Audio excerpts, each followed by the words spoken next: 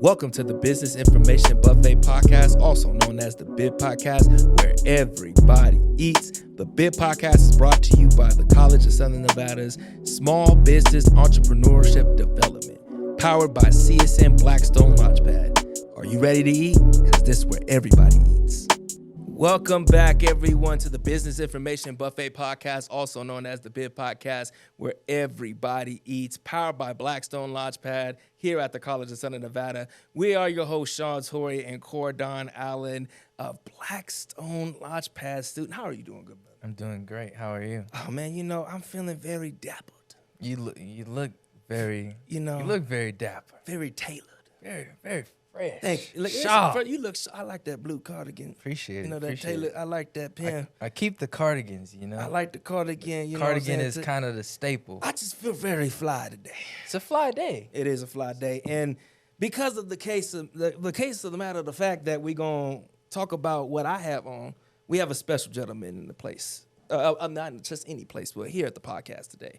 Today's episode is called "Designs from a Silverspoon." And ladies, gentlemen, everyone, this suit that I have on is a custom piece by Silverspoon. It's very fitting to me. Whenever I have I don't really bust out my suits too often. My tailor-made. Actually, I lied. Most of my suits are tailor-made. Let me stop lying. Most of my suits are tailor-made.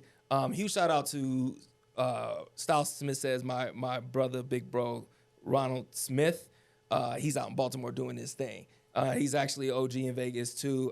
Somebody who definitely has been in the style industry, who's been in the fashion industry for a long time here in Vegas as well. Mm-hmm. But this young gentleman right here is someone who is a full-fledged, born and raised here in Las Vegas, Nevada. Attended and graduated with honors. Cane Springs High School, like myself, graduated from Cane Springs High School. Went on to Clark Atlanta University, Magna Cum Laude. Degree in fashion design. He would be the only male fashion design student graduating out of the class of 2018. While in class, he would held an honor in Mr. Fashion Department and also inducted in a member of Phi Kappa Phi National Honor Society. So this man is a brainiac, essentially. Huge salute to this gentleman.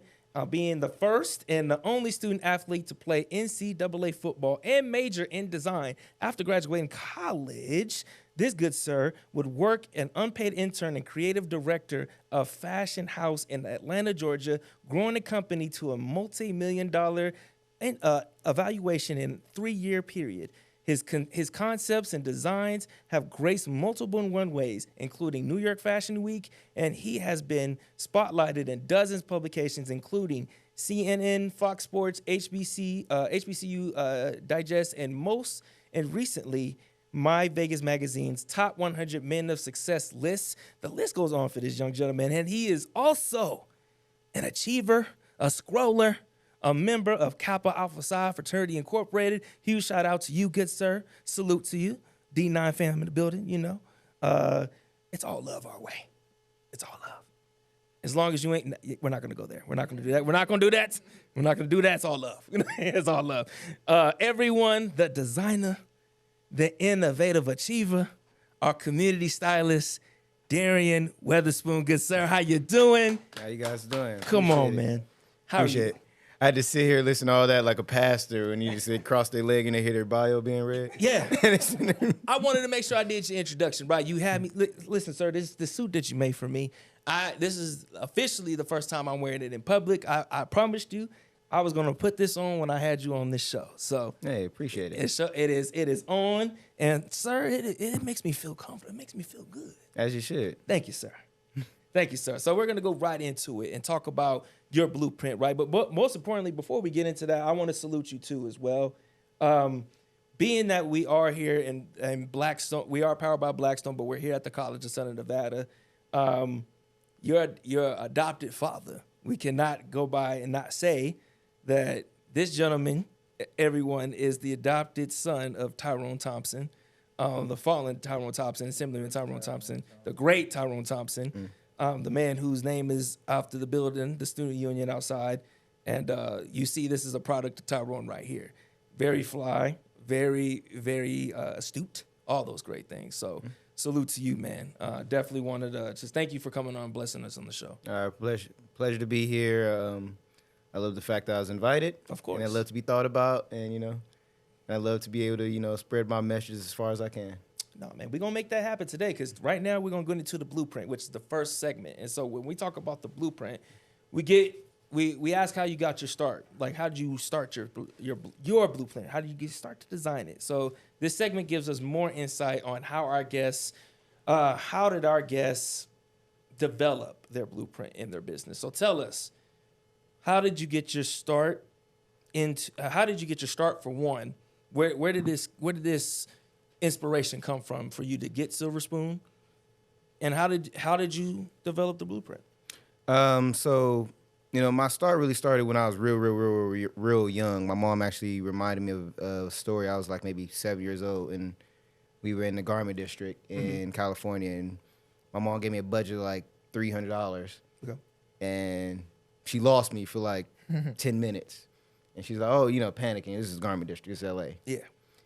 And then she found me in a tailor shop. I done negotiated for me to get 2 suits and the alterations for like $350. I was like, "Mama, this is a good deal." Not an alteration for $352 suits. That's not bad at all. I was like, "Mama, this is a good deal." And she was furious. But then in that, I realized I got treated different, and I like to look good. They're dressed nice. But, growing up, Northtown, West Side, Las Vegas, my mom wasn't made of money. I seen my mom, single mother, struggle to, try to make sure we ate every day. So I told myself the only way that I want a job where I wear a suit every day, but I wanted to, I knew the only way I'd be able to do that is by making my own. Right. And then, I realized, the business, and I studied for it.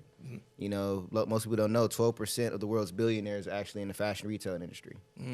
So then I was like, this is something I could do, straight create a name for myself. I just always love to dress nice, and I just said, this is my way. Got you. So going to Clark, Atlanta, then transitioning back to Las Vegas, or actually before that, so you went into design there. How did you learn about the business side of the fashion industry, making sure that you had the proper licensures, you knew how to operate that business? Well, business was so, with me being brought up under, I call it my forefathers, because my actual father wasn't in my life. But Assemblyman Tyrone Thompson. But I was also raised by Joseph Thrower, Lawrence Weekley, and Michael Garrett. Yep. So I call those my forefathers. I was already astute towards business, operating. I was actually groomed to be a lawyer or a judge or a politician. That's what I was getting groomed for. So when I took the leap of faith and said, I'm going to make my own lane, I'm going to major in fashion, do this, everybody was like, what? Yeah, right. So then, going off to Clark Atlanta University, obviously you learn the design aspect, but the best thing about Clark Atlanta is, you actually learn more of the business side, the technical side. Right. How to make a tech pack, what is manufacturers are needed. And, from there, I was able to go on to be an unpaid intern for a fashion house in Atlanta, Georgia, my man's Miguel Wilson. And I worked, I went, prior to that, before graduation, I went to every single tailor shop in the city of Atlanta. Everybody turned me down. Everybody said no. And at the time, Miguel was already starting making that. He was already a big fish, so I said the worst he could say is no. And he did. But in that, I just told myself, I'm not going to let anybody outwork me. I went to his shop. I stopped going to classes even. I was in there from the time they opened to the time they closed every single day, 7 days a week. I wasn't eating. I actually worked so hard that at one point, I went into the trainer's office because I was a former athlete, football player. Went to the trainer's office, just said hello, and they hooked the IV to my arm because I hadn't eaten in like 4 days. I had forgotten to eat because I was just working.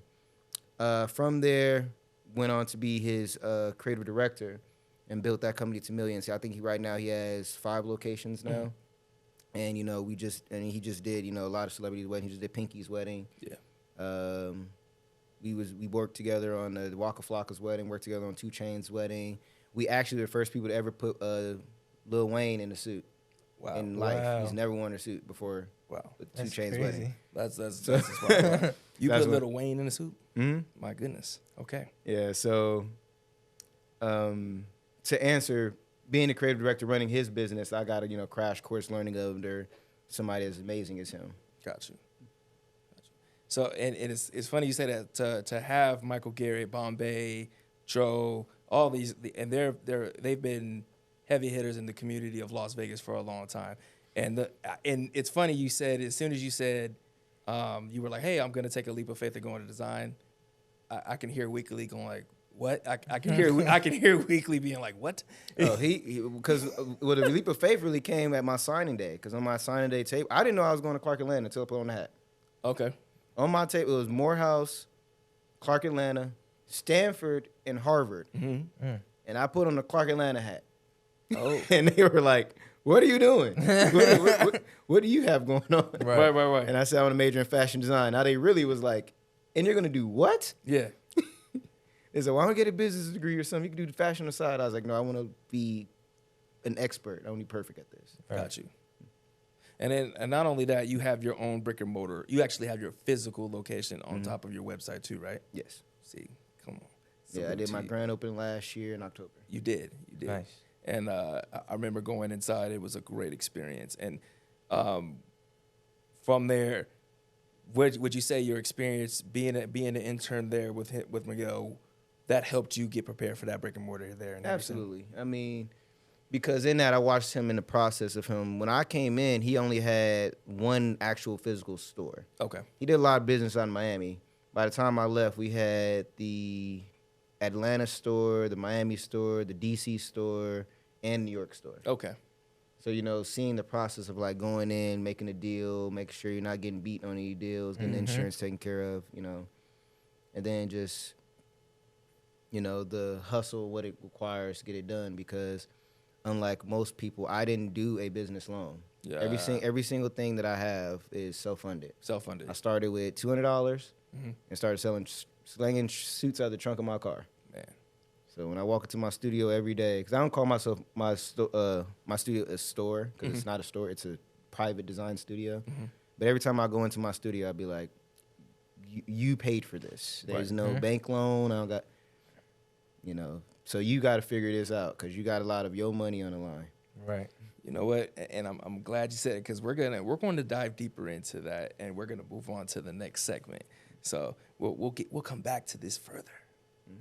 So the next segment is going to be business on the fly. So we give you we're going to ask you questions. You have two options. You can pick one or the other, or if you can't decide, you can plead the fifth. But after each one, we need you to explain why you chose what you chose. Okay? That's easy. And it's pertaining to your industry. Okay. Right? And you can explain why further. So, and I got the first three questions. First question. Suits or shoes? Very easy, suits. Wow. Even though I do have my own line, signature line of shoes that I just launched earlier this year. I have my own line of shoes. I choose suits over shoes because, most people always say women and people always look at your shoes first. Well, if you have a suit that fits well enough, like I do, there's no reason for anybody to look down on you. I like that. Makes sense. That's very powerful. Okay. Single-breasted or single-button coat? Wait, single, double-breasted? Double-breasted or single-breasted. I say single-breasted because it's more versatile. I agree. Makes sense.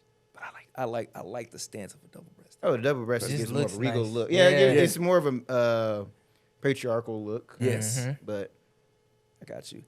Now, this one, I'm interested to see, even though you don't use either one, but Square or Shopify? Neither. Neither. I actually, and I'm going to plug my man's Noel. Out here, a local guy here in Vegas, trying to get it going, get his thing going. He has his own POS company, Encompass. That's the only one I use. Okay. I don't use anybody else. He would answer the phone. I don't. So when it comes to Square, Shopify, I say neither, just because those are big corporations. They gonna take their cut off rip. They don't even. You have a problem, they can't even reach out to you. Right. Yeah. But with Encompass, it's local, in-house. Local. He does payroll. He does POS. He works with a lot of restaurants and everything. Nice Hispanic guy, young dude. You know, they still, you know, getting their foot in the game, but, you know, shout out to those guys. Okay. Salute to that. Okay. So, brick and mortar or online? Brick and mortar. I say brick and mortar is because it's more personal, especially with what I do. You know, the experience of getting a suit is one thing, but to get a custom-made suit, Right. you can't change that experience. You can't manufacture that experience online. Mm-hmm. You know, if you come into my studio, you know, I have a full bar inside of my studio. Wow. Yep. So it's like, you know, I have a bar. I have a hookah. Yeah, he does. Thing in my studio. Like, it's really, you create that experience based on what you know. How what you feeling? How can I create that online? Right. Yeah. True. That's true. International or domestic supplier? International, just because domestically, it seems very anti-American. We don't really do anything the best. You know, the best tailors, none of the best tailors are American. Yeah. Right. And matter of fact, most countries don't even like American products. Yeah. Like clothing-wise, they look at it as, oh, this is, you know, all my manufacturing is done in Belgium, actually. Nice. Yeah. Belgium's a good spot. Bow tie or double Windsor? Regular tie, double Windsor. Gotcha. I love bow ties, but then it, again, goes back to like the single breast. It's just not as versatile. Gotcha. More of a statement piece. For you, and it's funny for you to be a noob and for me to be an alpha. The roles are very switched right now. Oh no, don't get me wrong. I have a vast collection of bow ties. Of course. I just, you know, I feel like it's more empowered with just tie. No, I agree. I used to be a stance for the double Windsor, but the bow tie for me really. Once I really learned how to do a bow tie and loved the paisley design's just like always been a signature for me. And once I really learned, I just really put it with everything. It just stood out for me. I don't know why. But I feel you. I used to wear a bow tie every single day when I was in high school. Oh, in high school, man, I didn't really get into it until college, man. Yeah. College is when I really was like, I'm gonna make a stance, and I went into those meetings, went to state legislative, all that stuff, and bow ties, and it made me stand out every time. And even to this day, it stays with me. Like people only remember me for a bow tie, and it's like, okay, I'm good with that. So that's funny. Because in a lot of those rooms, a lot of guys have on just regular tie, or they don't. They either have a regular tie or they don't have a tie at all now. Right. Or they look at me, they're like, that's not clip on? I'm like, no. And they're like, I can teach you. Like, but it's a cover. I think it's also the type of style you have it adds for the conversation. Definitely. Your suit does too.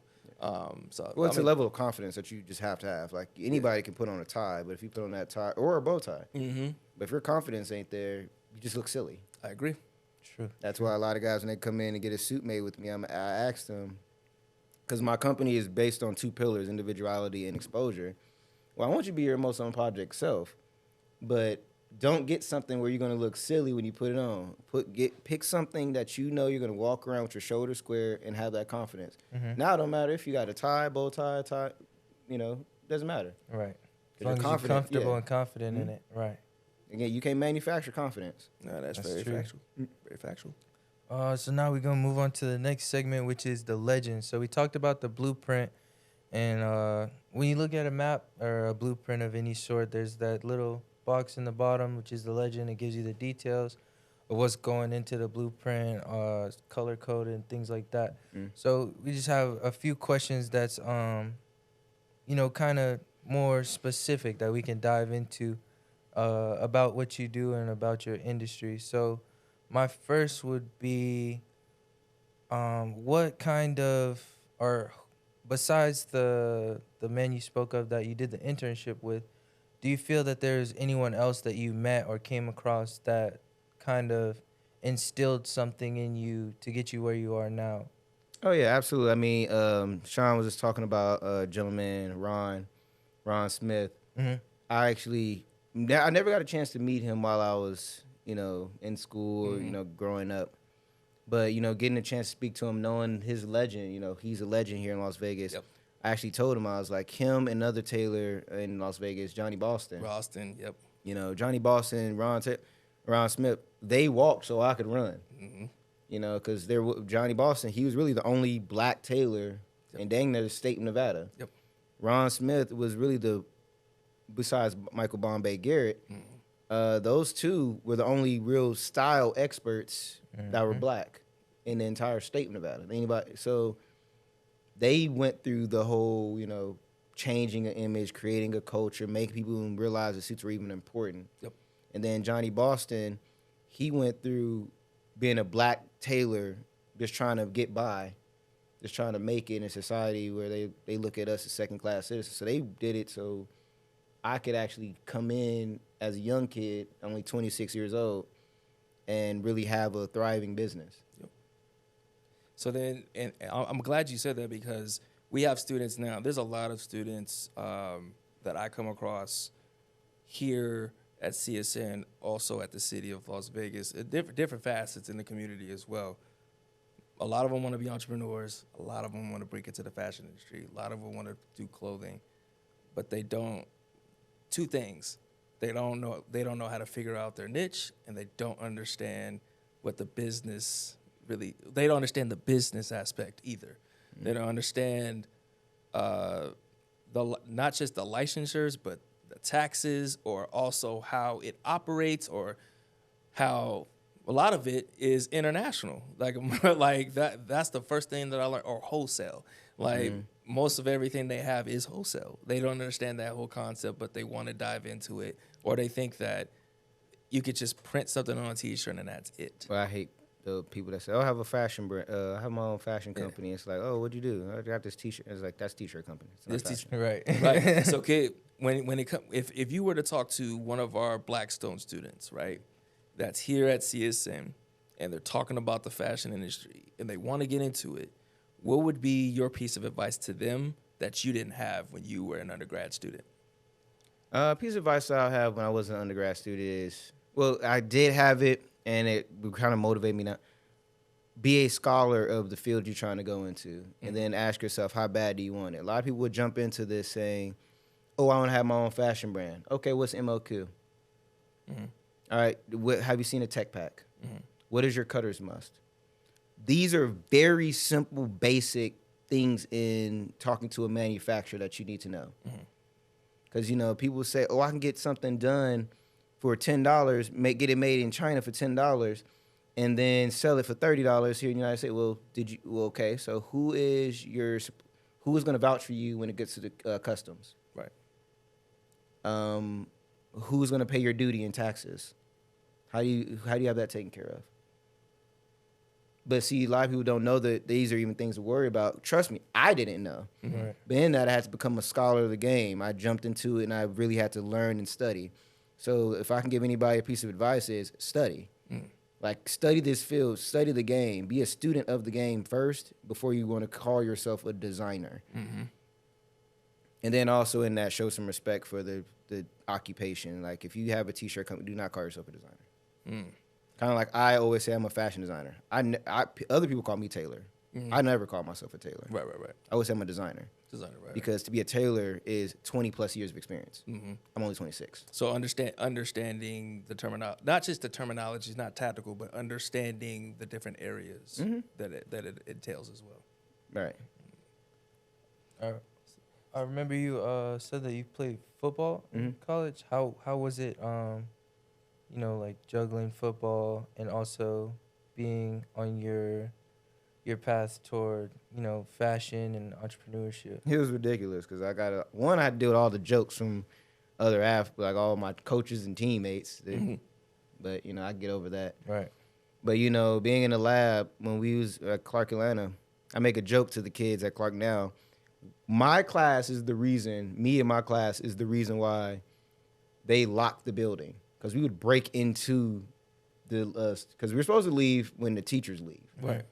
We had ways to break the door and all that stuff that we was in there till like 4 a.m. I had to be up at 5 a.m. for practice. Oh man. So y'all broke in to study or do whatever y'all need to sleep. They go right into practice. Project due tomorrow. And then when school police come around, "Hey, everybody get in the closet. Turn the lights off. Everybody cut the lights off. That's funny. Very studious. Definitely. Man, so my last question for you for this segment is, and it loops right back into the students, the work ethic. I'm somebody who, When I was very specific. I wanted to design bow ties and ascots and ties. I got into measuring people's suits up and stuff when I started working at Macy's. I worked at Macy's and did women's fragrance and stuff, but I really loved the accessories. So I was big on bow ties. I was big on neckerchiefs, handkerchiefs, all that, right? But once I really dived into, because that was definitely not the field I got into. I learned a lot of the back end stuff because of Ron, and he gave me a textbook, the tech book, the textile, and learning like the colors, the patterns. I was like, oh my god, like it was so mind blowing. Then I went to the garment district, and everybody think it's easy till you realize, there's a lot that goes into making clothes. There's a lot that goes into it, and because one of the things I didn't want to do was just be another person who just did wholesale. I wanted to actually design it and then send it off, get it on the fabric. But that took a lot of work, which I didn't mind. Problem is I didn't have the funding, the resource. And one of the things you brought up is that you did this from your own dollar, your own merit. So for a student that's here at CSM Blackstone who possibly has access to funding, what would you tell them?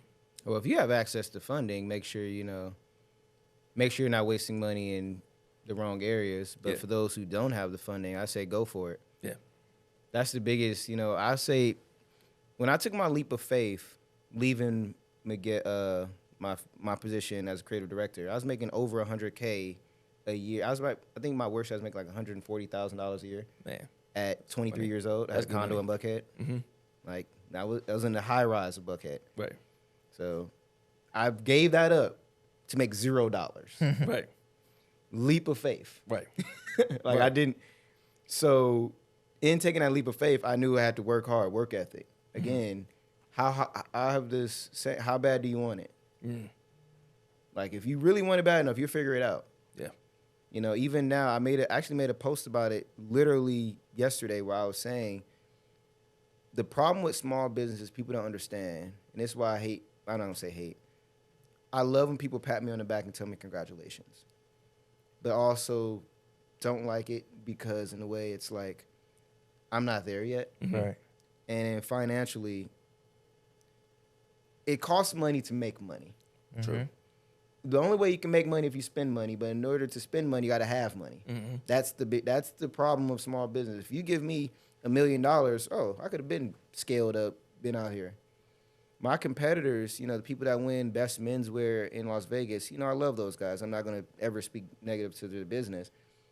But I've even told them, your only reason why you're bigger than me is because your bank account is bigger than mine. You playing from a different deck. Right. But just like spades, it's all about placement. Right. Oh, it's coming. As I could, your time coming. Just because you up right now, right. I'm still. You can't. Because I firmly believe I make the best product in the state of Nevada, not the city of Las Vegas, the state of Nevada. Mm-hmm. And then I hate to sound arrogant or cocky when I get challenged. Otherwise, say name 3 businesses or people that's better than mine. And then when people start naming the certain brands, I'm not gonna name their names. People say, I'm like, I ask you, how long have they been in business? 20-something years. Why am I in the same category as them 2 years, 3 years into business? Right. Yeah. So that just means their bank. If we started with the same bank account, where would we be? Who would be bigger? Or even you 20 plus years from now. Yeah. Hey, if God sees so fit. Right. It ain't about him. In due time, there's always that one time you're going to go Boston, as we say in spades. And it's going to happen. And thank you, Darion. I want to thank you so much for taking the time out to come out to our show. And for one, giving us those nuggets, and also coming from that perspective of someone who decided to take the leap of faith and go in the unorthodox way. Because when you hear, design, fashion, folks look at you crazy because of the perception of making money too, especially for the amount of mentors and people who had a hand in the guidance of you, right? Definitely want to thank you. And we want to give a toast to you. So we're going to transition into our last segment, which is the happy hour. And in the happy hour, this is where we actually give a toast to success and fulfillment and whatever's going great in our lives at the moment. So that's what this ginger ale is for, good sir. Right? The cups are right there for him. Why my ginger ale bubbling more than y'all? And, you know, listen. Maybe because it's right. Maybe you got the fresh one. Blessed. Got the yeah, fresh. I was about to say mine's blessed with it. man, yours is blessed. Mm-hmm. But we will start with you, good sir Darion. What is something that's going on great for you right now? That's for your business, for yourself personally. That's worth celebrating. You know, the thing I could say that's worth celebrating for me, is the fact that my doors are still open. Come on. Because there's been many times that my bank account, that my door's still open, I'm here. There's been many times where I ain't supposed to be. Mm-hmm. Actually, June 19, 2021, I was going to commit suicide. I had a bank account that had negative $400 in my account. That was after somebody gave me a $300 loan. Man. Which banks are petty. If I didn't have the money before, why would you allow them to take money out further? Man. Then you try to teach me a lesson with overdraft fees. Right. Like, what is this? But no, that's what I'm thankful for is, you know, I'm still here. Mm-hmm. My doors are still open. God seems so fit to let me open my door one more day. Amen.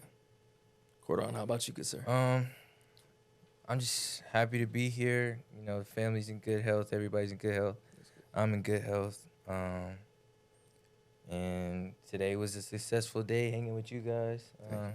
Definitely enjoy having you on the show. Learned a lot. And yeah. I would have to say for me, finally being able to bust out this suit because I was like, yes, Lord. Listen, there was a couple other events I was supposed to bust the suit out on. Thought about it. Listen, it was gonna be a show, but I waited for him for today. Right. So this one's for you, good sir. Cheers. Thank you. Blessings. Cheers. Cheers. Bow, bow. And I'm gonna get it. Bow.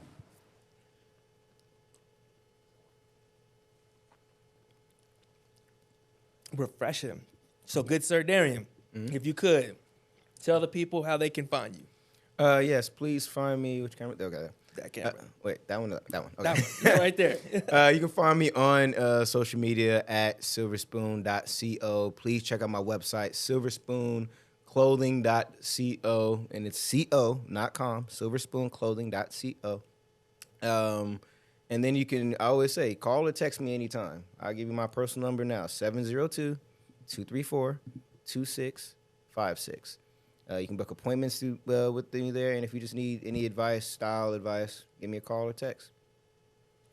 Thank you so much for joining the show again, Darion. It's been a pleasure to have you. Please make sure you all get with him to get you a nice suit. See, my suit in particular, ladies and gentlemen, this is a double. Matter of fact, let me go ahead and let me get y'all so y'all can get the full. He's been waiting to do this. I'm not. I want y'all to understand this is a double-breasted suit right here. If y'all can understand right here. You can see this in this camera? You see this is the double-breasted. This right here, you see the buttons, you see this, you see the initials. I'm gonna make sure he gets his advertisement right here. Mm-hmm. You see all this boats. Oh, listen, I wanted to make sure I do this right. Silverspoon made. Yeah, Silverspoon Clothing Co. I try to. It's a privilege. It's an honor. Thank you. I deeply appreciate it. The Business Information Buffet Podcast, also known as the BIB Podcast, where everybody eats. I am your host, Sean Toy, with our host, Cordon Allen. We'll see y'all next time. Thank you so much. Are we live? We out. Perfect. I'll take a picture, and then I think they're going to have you do like a shout-out. Yep. Okay. Boom. I got to do the... Welcome to the Business Information Buffet Podcast, also known as the BIB Podcast, where everybody eats. The BIB Podcast is brought to you by the College of Southern Nevada's Small Business Entrepreneurship Development, powered by CSN Blackstone Launchpad. Are you ready to eat? Because this is where everybody eats.